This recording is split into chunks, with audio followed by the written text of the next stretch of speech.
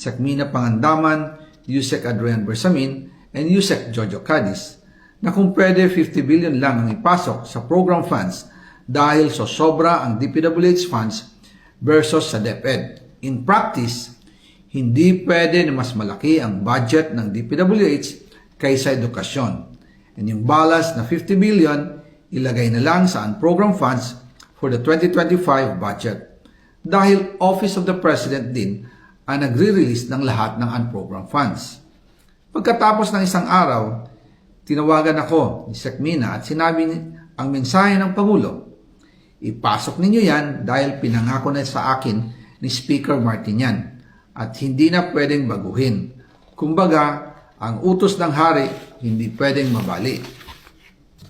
Again, I informed the Speaker and asked clearance about the instructions ng Pangulo. At ang sabi niya, wala tayong magagawa. Kaya po nagtataka ako kung bakit sinasabi ni Pangulo na hindi niya makilala ang budget, samantalang lahat na binawas at dinagdag sa mga ahensya ng gobyerno ay humihingi ng approval sa kanya si Sekmina Pangandaman.